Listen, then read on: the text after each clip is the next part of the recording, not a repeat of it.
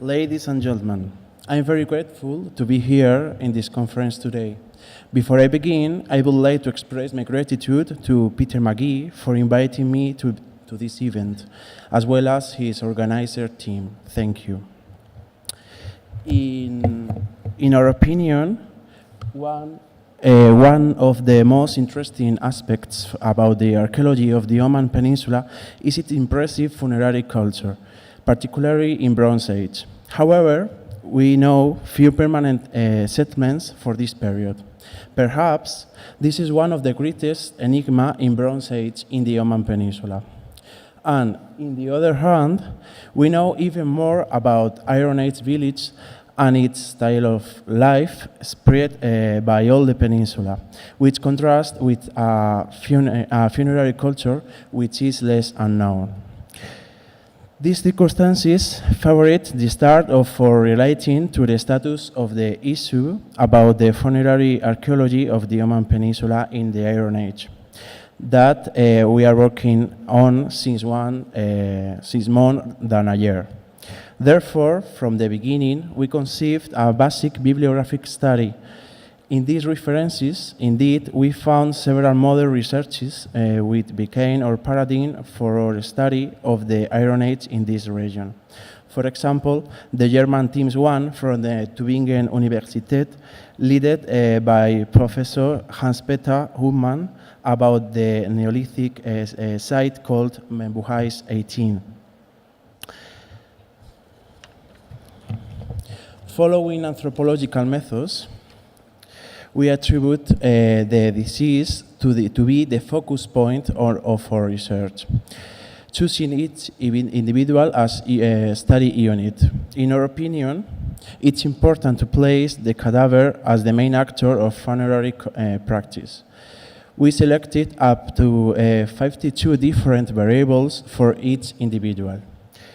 In this way, analyzing in the bibliography the published information, we found 5 main groups of data: geographical ones, the tomb itself, the burial itself, the grave goods, and the biological ones. This meta-analysis led to establish 211 as the minimum number of individuals. We multiply 52 times 211, so we got a total of 10,972 theoretical data that at the beginning of our study would provide us a completed study as possible in archaeological and anthropological terms. We have noted bibliography we studied hasn't been conceived for a study with that kind of characteristics. For these reasons, we only completed the half of the expected data at the beginning. These circumstances obligate us to put sex and age of the individual analyzed aside. So we couldn't do a paleodemographic study, which was our original idea.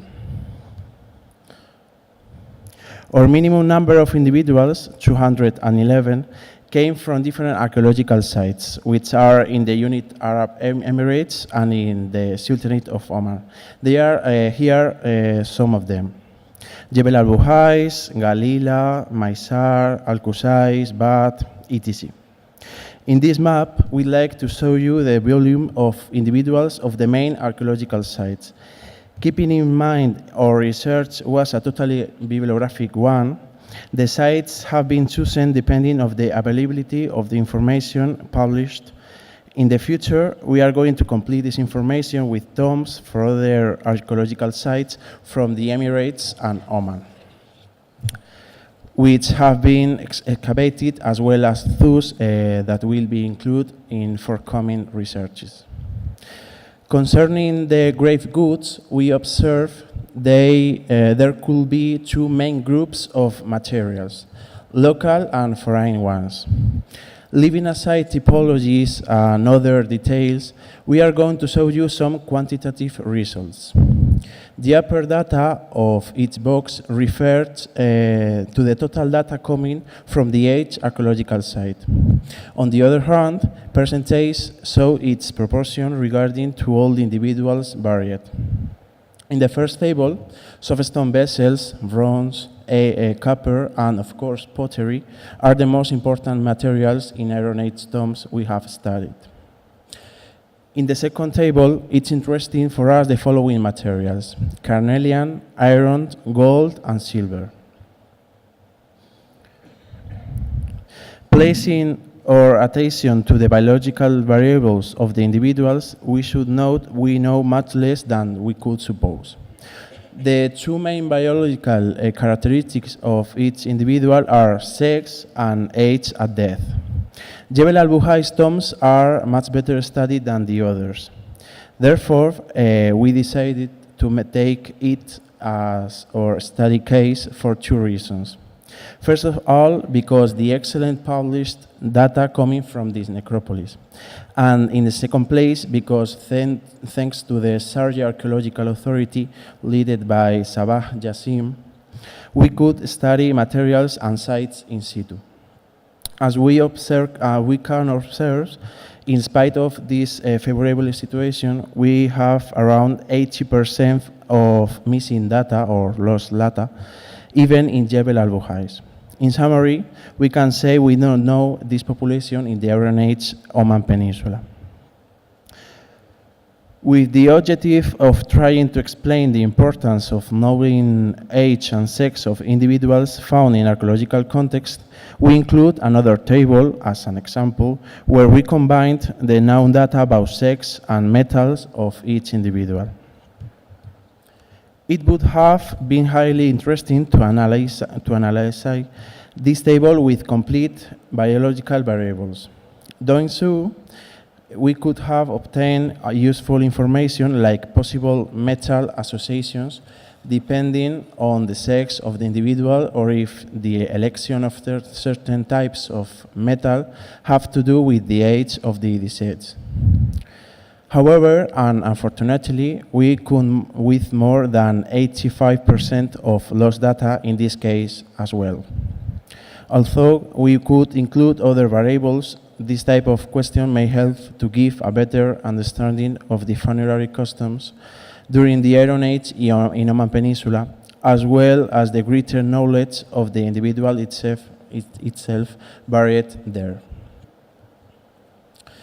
In addition, as a result of the minimum number of individuals, as archaeologists assisted by anthropologists, we should follow anthropological methods used for paleodemographic studies.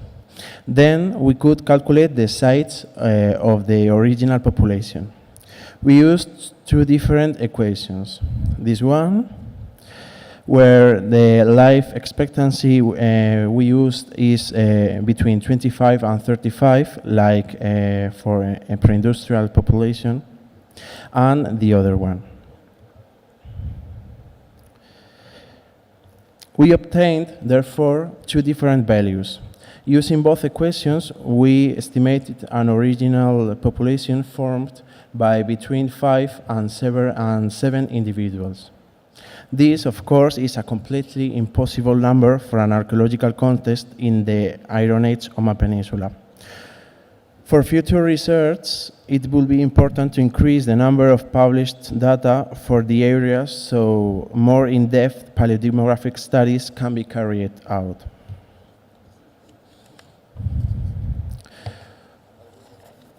We can confirm our lack of data concerning the Iron Age population of the Oman Peninsula according to their funerary record. Because of this, our main aim is to precisely encourage multidisciplinary studies in this area to have a bigger approach to these ancient populations. Both archaeology and anthropology are two disciplines that should work side by side in order to carry out the research we are proposing. However, there are others that could be included as well, such as zooarchaeology, palynology, or botanical studies, which have proven useful to understand paleoenvironment, but also funerary customs. Future research in the area has excellent possibilities. There are hundreds of untouched tombs that could be later studied with modern scientific methodologies. Because of this, and bearing in mind this presentation in this conference, the Spanish Archaeological Mission has carried out in their 2018 campaign surveys along Jebel Buhais and Jebel Al-Faya to try and emphasize our hypothesis.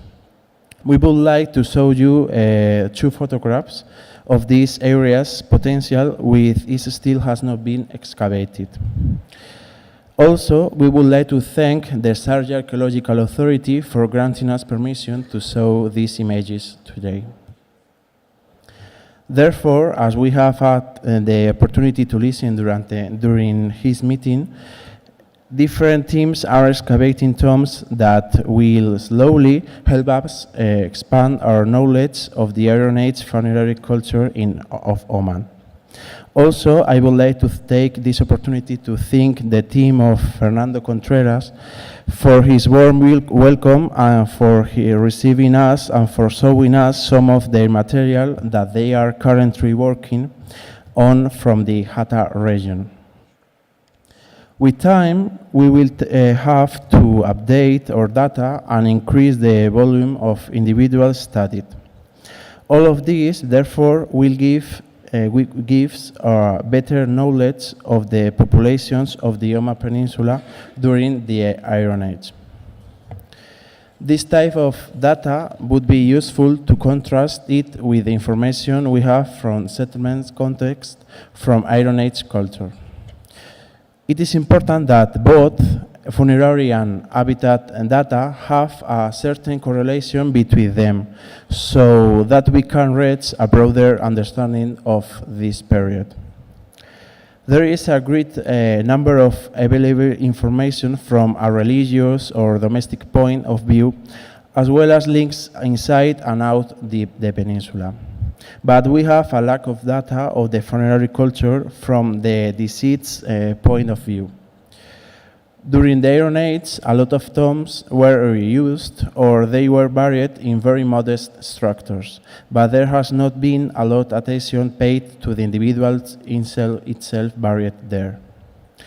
Finally, hopefully with time, thanks to the work of multidisciplinary teams in the area, we can reach a broader spectrum of the Iron Age population in the Oman Peninsula. Not only from a commercial or economic point of view, but also from a funerary sphere, paying special attention to anthropological studies of the deceased. Therefore, we could make progress in our understanding of the Iron Age funerary culture and finally filling that the gap of Omani history. Thank you very much for your attention.